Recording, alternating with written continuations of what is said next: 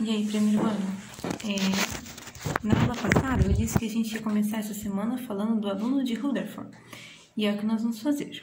Esse químico, Niels Bohr, foi aluno de Rutherford e ele elaborou um novo modelo atômico mais próximo do que é o modelo atual, para explicar uma certa falha que tinha no modelo de Rutherford. Qual era a falha do modelo de Rutherford? Eu tenho um núcleo positivo, em volta dele várias cargas elétricas negativas.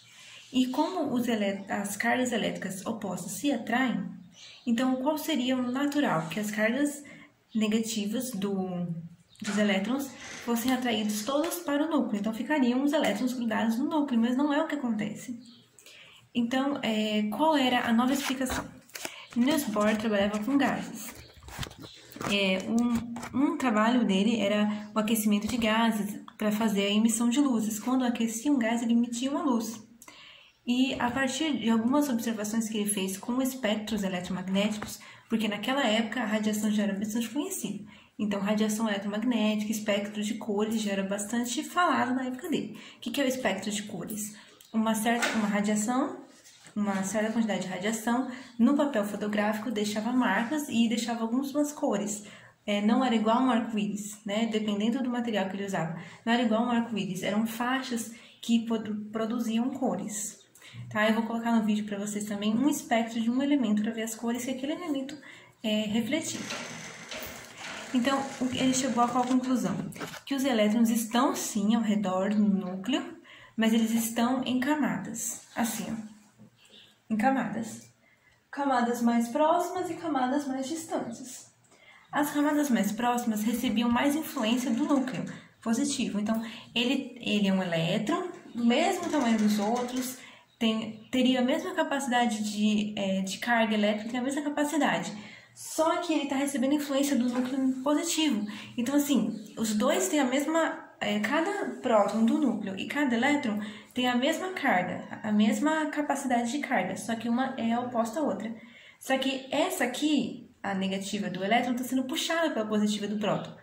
Entendeu? Então, quanto mais próximo do núcleo, mais influência, mais puxado ele seria. Então, a energia dele ia ser menor, porque está recebendo influência de uma carga elétrica oposta.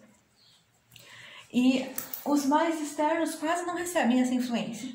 Os que ficam mais externos e camadas mais externas, mais distantes do núcleo, eles têm maior energia. São eles que fazem as trocas com outros átomos, gerando compostos e fazendo as reações. Então, tinham relações públicas aqui do átomo, digamos assim, né? Relações públicas, esses que estão mais externos, porque são eles que vão montar compostos, que vão fazer reações, que vão fazer todas as coisas funcionarem, na verdade. Agora, com relação às cores e às luzes que Niels Bohr enxergava, por quê? Nesses lugares que os elétrons estão em estados de energia, estados estacionários de energia. Por quê?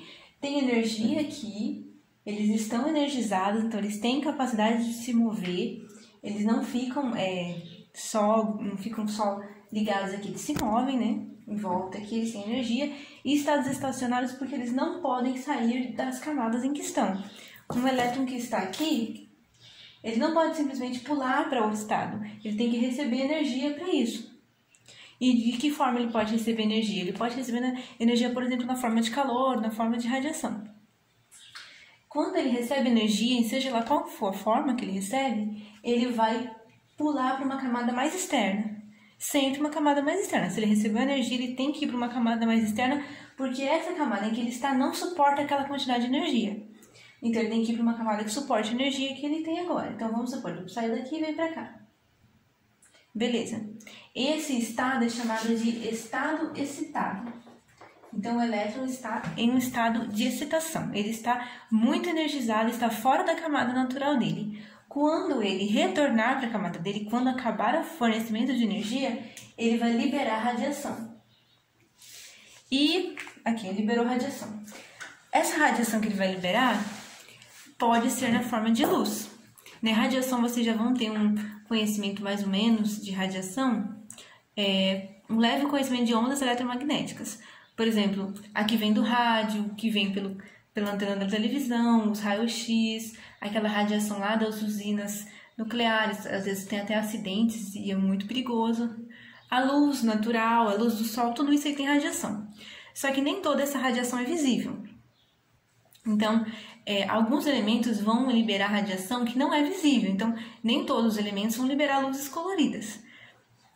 Mas aqueles que liberam radiação visível, que as 7 cores arco-íris são a radiação visível, esses que liberam essa radiação visível, nós podemos ver a cor deles. Alguns elementos, como o lítio, você coloca na chama e ele vai liberar uma bela chama cor-de-rosa. Eu vou colocar no vídeo para vocês as chamas coloridas de alguns elementos para vocês verem. Existe uma forma de testar, fazer análise química, que é chamado de teste da chama. É um certo material, uma certa amostra, você não sabe exatamente quais são os materiais que tem ali.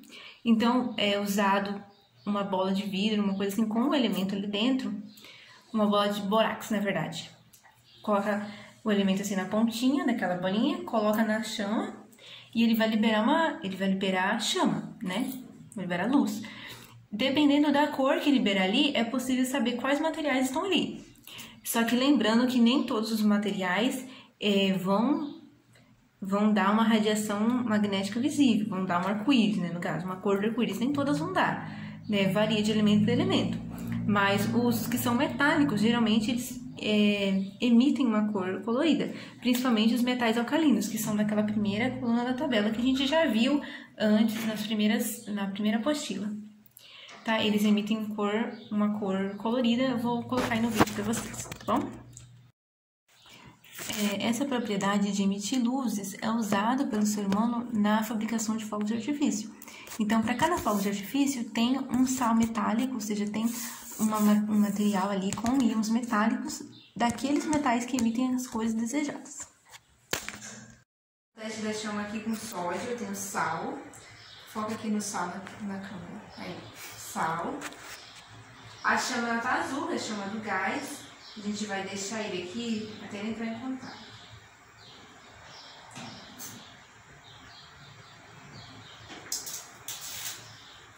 Aí, tá vendo? A chama mudou de cor como ela ficou amarelada, porque está em contato com o sal. Qual é o elemento que faz essa cor amarelada aqui? É o sódio, tá? Lembrando que sal é cloreto de sódio. Mas quem faz essa cor amarela é só o sódio. Aí encerrou o teste da chama do sódio, encerrou o teste. Agora a gente vai fazer o teste com sulfato de cobre, aqui o sulfato azulzinho. Chega mais na câmera, chega mais. Deixa eu entrar em contato com o chão.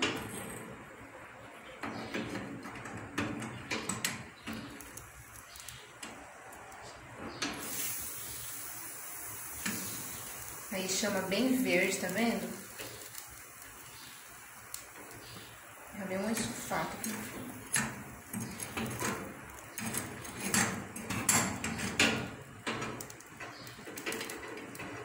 Esse aqui é o sulfato de cobre. O responsável pelo verde é o cobre, tá? É o metal. É sempre os metais, tá? Nos testes da chama, o responsável pelos coloridos são sempre os metais. Encerrando o teste. Pessoal, só fazendo um esclarecimento, o teste da chama que a gente fez ali, ele é para identificar metais. Então, naquele caso, só os metais vão emitir aquela luz no fogo.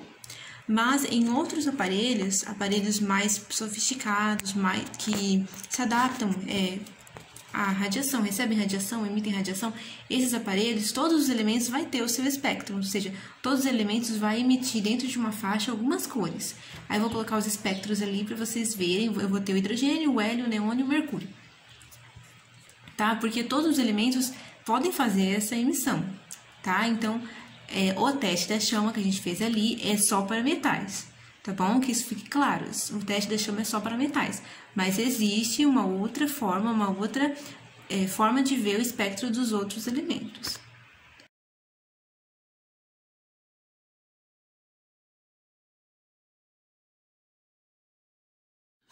Pessoal, então qual é a suma da correção que Niels Bohr fez? A suma os elétrons não caem sobre o núcleo, não se grudam no núcleo, apesar de terem cargas opostas, porque, primeiro, existe uma quantidade de energia onde eles estão, então eles ficam naquela quantidade de energia, por isso não são totalmente atraídos. E eles não estão todos na mesma distância. Eles têm uns mais próximos e outros mais distantes. Os que estão mais próximos recebem muita influência do núcleo, os que estão distantes recebem menos influência. Outra coisa, eles estão em estados estacionários. Eles estão naquela linha, naquela quantidade de energia, e para saltar para uma camada mais externa, ele precisa receber energia de fora. Recebeu energia de fora, então a camada onde ele está não suporta mais ele, então ele tem que ir para uma camada com mais energia, que é o estado excitado. Esse é o estado excitado de um elétron. Ele voltando para a camada dele natural, depois que a estação energética passou, ele vai liberar radiação. E essa radiação pode ser na forma de uma chama colorida. Como, por exemplo, quando você está cozinhando e cai um caldo que tenha o sal. O caldo ali da comida que tem sal, cai na chama do fogão, de azul ela fica amarela. Por quê? Porque o sódio, que é o metal que está naquele sal, emite uma radiação magnética amarela, amarelo, laranjado. Essa é a suma da correção que Niels Bohr fez ao modelo de Rutherford. E o modelo passa a ser chamado de modelo Rutherford-Bohr. Não é mais um modelo de Rutherford ou só um modelo planetário. Ele é um modelo de Rutherford-Bohr, que ele é um modelo mais parecido com o modelo que tem hoje. Ele é verídico, todas essas informações que Niels Bohr passou, elas são verídicas, mas o desenho, somente o desenho, ele está sofrendo alterações ainda. Novas descobertas sobre como o átomo funciona estão sendo acrescentadas aos novos modelos. Então, esse é o desenho dele, mas existe um desenho mais atual. Não que a informação que Niels Bohr passou seja uma informação ultrapassada. Não, ela não é. Ela é a mesma informação. Só o modelo, o desenho, é que existe um desenho mais atual.